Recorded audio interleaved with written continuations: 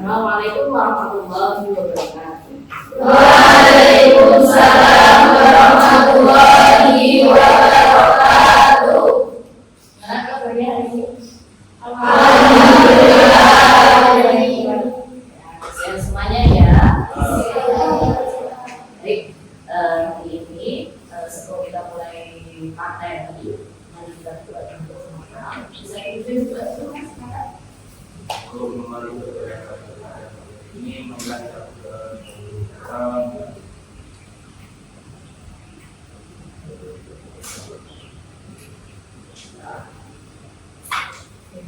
Amin. Semoga pembelajaran hari ini bisa bermanfaat dan dapat ridho Allah SWT. Amin. Maksud semuanya ya hari ini. Tepuk tangan buat anda semuanya. Oke, untuk pembelajaran hari ini nanti kita akan membahas tentang ruang lingkup penilaian PAI. Masih ingat kemarin belajar apa saja ya? Pertama, penilaian, pengukuran, dan juga evaluasi. Perlu bosnya agar lebih semangat lagi belajarnya, kita senang dulu bersama-sama ya. Sini.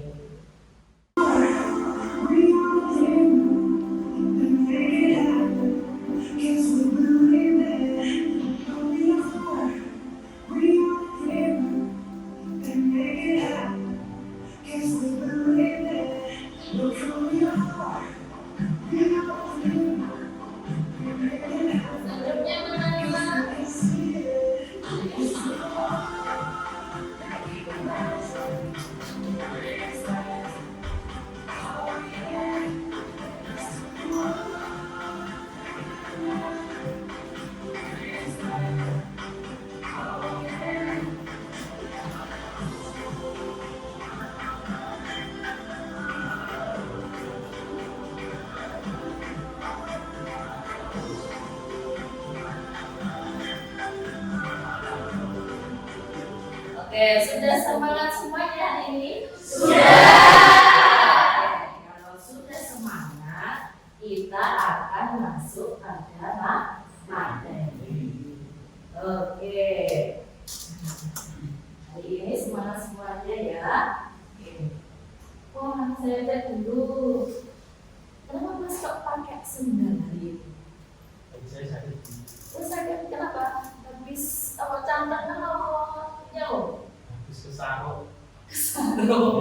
Kesaruk apa? Naik motor.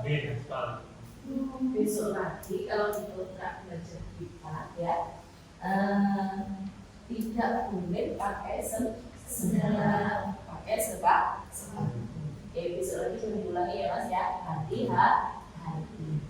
Oke, kita lanjutkan ke materi tentang ruang lingkup penilaian. Di sini.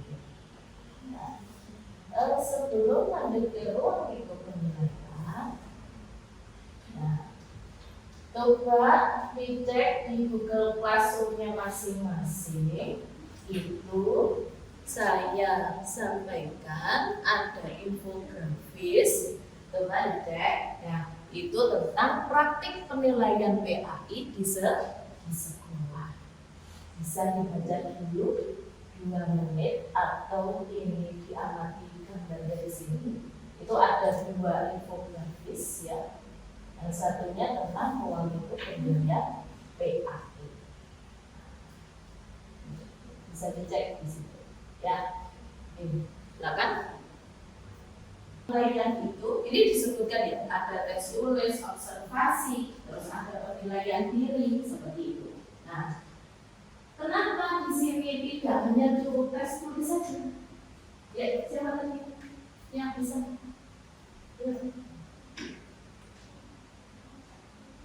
Ya. Oke.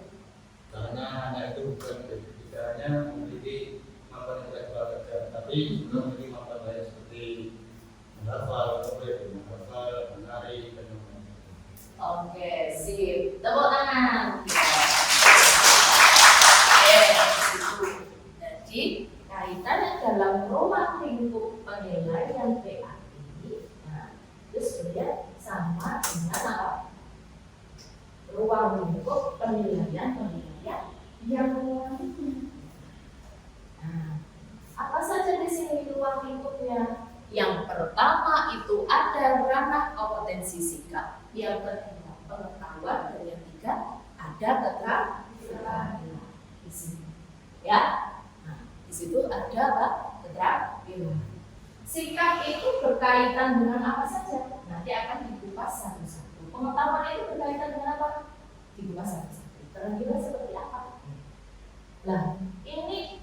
Nah, kenapa ketiga ini harus dilakukan secara berimbang? Itu karena untuk menentukan posisi relatifnya siswa ya terhadap standar yang telah ditetapkan. Jadi bukan karena oh ini pinter saja tidak, tapi punya perilaku yang baik gak sih? Seperti itu. Nah, lah di sini ruang lingkup materi kompetensi dalam mata pelajaran, kompetensi muatan, kompetensi program, dan juga progres. Sebenarnya, kita bahas satu-satu. Terbentuknya, kok ini tahu bahwasanya ketika jenengan nanti jadi guru seperti itu. Oh, ini yang perlu diukur adalah sikapnya, ini yang perlu diukur adalah pengetahuannya, ini keterampilannya. Kita bahas satu-satu dulu. Sebenarnya terbentuknya sikap itu dari mana sih? Terbentuknya sikap itu ada 3. Yang pertama itu adalah cognitive response, yang kedua affective response, dan yang ketiga itu adalah behavioral response. Seperti itu. Cognitive response itu berkaitan dengan apa? Cognitive response itu dengan berbuat baik kepada dunia itu karena tahu bahwasanya baik itu merupakan perilaku yang tahu pernah baca.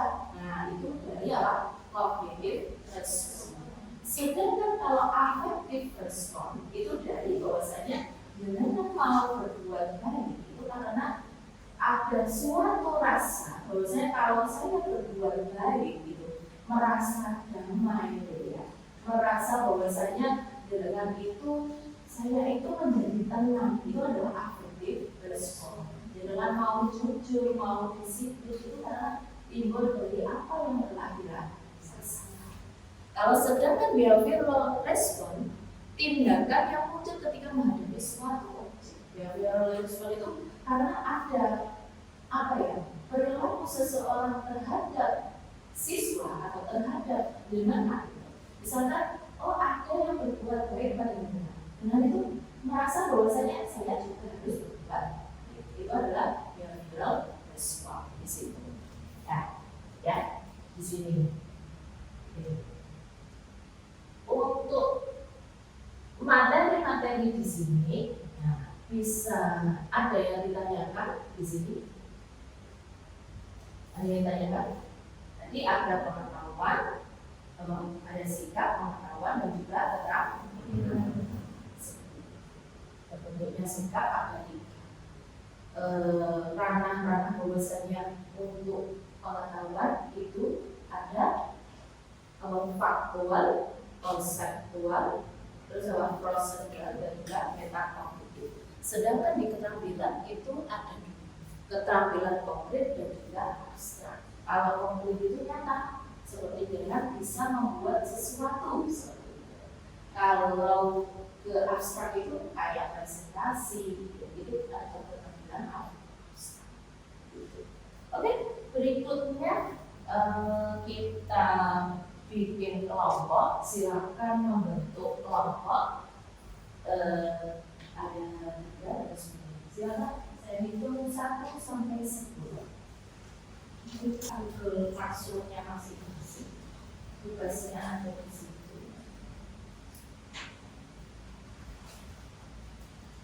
Fungsi kelompok itu berkaitan dengan, misalkan nanti dengan itu menjadi guru lalu memberikan tugas hafalan doa-doa harian, serta mengamati ketekunan siswa itu masuk di domain apa? Tadi kan ada 3 domain ya, sikap, pengetahuan, dan juga keterampilan. Nanti disebutkan tadi apa? Hafalan doa harian dan juga mengamati bagaimana siswa itu masuk di apa dari ketiga-tiganya. Terus nanti disebutkan alat penilaian apa yang tepat seperti itu. Ya, silakan bisa diskusi dimulai dari sekarang.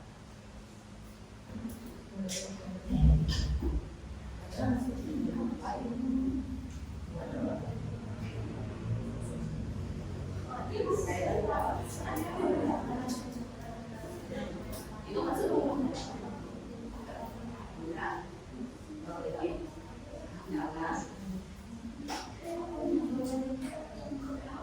iya, menghafal dan juga menghafal dan mengamati keterangan siswa. Kalau menghafal masuk dengan menghafal masuk dengan keterangan. Sedangkan kalau ketekunan masuk dengan apa? Silakan.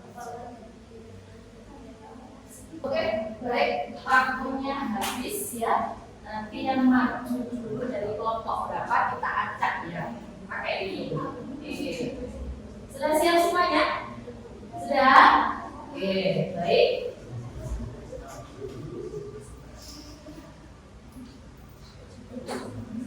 Oke, kelompok berapa ini?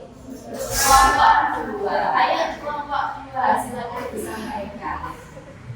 Oke, silakan disampaikan.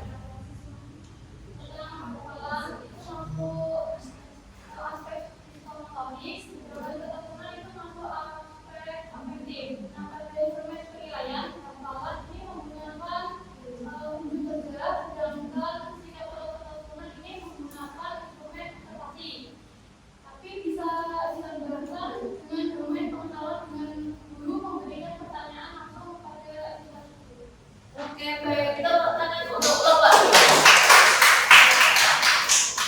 Baik, sekarang tadi sudah disampaikan dari kelompoknya masing-masing. Kita lanjutkan, silakan. Itu ada link, ya. Link di situ, link Google Class. Silakan dibuka. Di situ silakan diisi tentang refleksinya. Ya. Jadi lihat ya di situ di Google Class-nya tentang refleksi. Wah, sudah diisi ya, ini berkaitan dengan refleksi perkuliahan hari ini.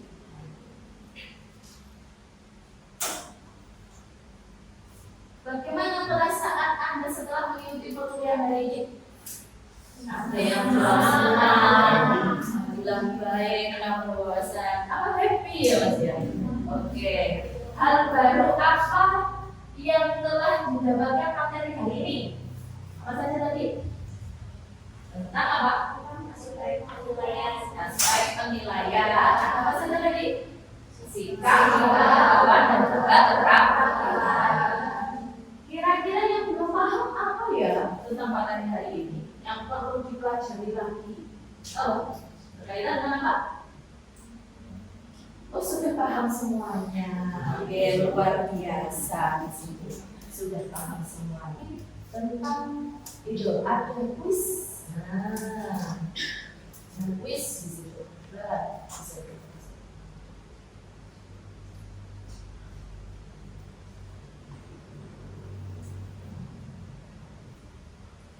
Sudah selesai semuanya? Sudah ya? Oke, baik, kita review dari kuis tersebut. Nah, misalkan nanti dengan jadi dulu. Nah, di situ ada indikator bahwanya siswa mampu memahami. Nah, memahami tentang surah Ad-Duha. Masuk domain mana? Memahami. Tapi yang jawab pengetahuan siapa aja? Iya, jadi yang lain masih tiru ya. Lagi. Kalau siswa mampu menghafal surah Ad-Duha, siswa membiasakan perilaku jujur dalam kehidupannya sehari-hari. Oke, nanti untuk melihat domainnya apa, jadi dilihat dari apa indikator yang akan dicapai oleh masing-masing siswa. Seperti itu. Baik, nanti di situ dibuka di Google Class-nya ada tugas di minggu depan. Silakan nanti dicari artikel berkaitan dengan teknik penilaian kelas di masing-masing bahasa. Tentunya tentang teknik penilaian apa? PAI. PAI itu berkaitan apa? Misalnya teknik penilaian fikih bisa, teknik penilaian akidah apa bisa. Ada pertanyaan tentang tugasnya? Ada pertanyaan? Jadi sudah paham semuanya ya? Oke, baik. Terima kasih banyak untuk semuanya. Bahwasanya dari materi hari ini kita tidak hanya sebatas mempelajari tentang itu ruang lingkupnya saja, tidak. Bahwasanya penilaian yang telah dipraktekkan dalam PAI di sini itu juga akan bermanfaat dalam kehidupan sehari-hari oleh siswa. Karena kenapa? Tidak hanya sebatas bahwasanya anak itu mengetahui sholat itu rukun yang berapa dan sebagainya, tidak. Tapi bahwasanya bagaimana siswa itu ya ini harus rajin beribadah.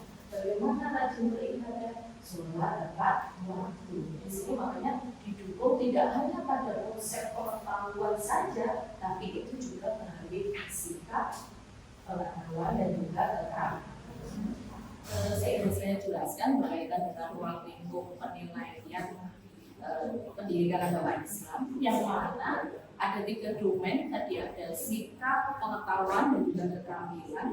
Bahwasanya dalam mengimplementasikan nanti para mahasiswa dengan semuanya nanti jadi guru itu tidak hanya pada aspek pengetahuan saja atau di keterampilan saja atau di sikap. Bahwasanya nanti pun juga perlu dalam menghasilkan nilai-nilai moderasi beragama di dalam teknik penilaian tersebut. Misalkan berkaitan dengan apa? Misalkan tentang toleransi, itu juga butuh dalam pengamatan penilaian sikap tersebut. Terus tentang komitmen kebangsaan, seperti apa wujudnya? Misalkan datang ke kelas itu bisa tepat waktu dan sebagainya.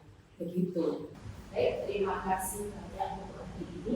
Kita akhiri bersama bacaan hamdalah bersama-sama. Cukup sekian dari saya. Semoga apa yang kita pelajari hari ini bermanfaat, membawa keberkahan untuk kita semuanya. Dan tentunya kalau ada salah, saya mohon maaf yang sebesar-besarnya. Akhirnya, wassalamualaikum warahmatullahi wabarakatuh. Waalaikumsalam warahmatullahi wabarakatuh.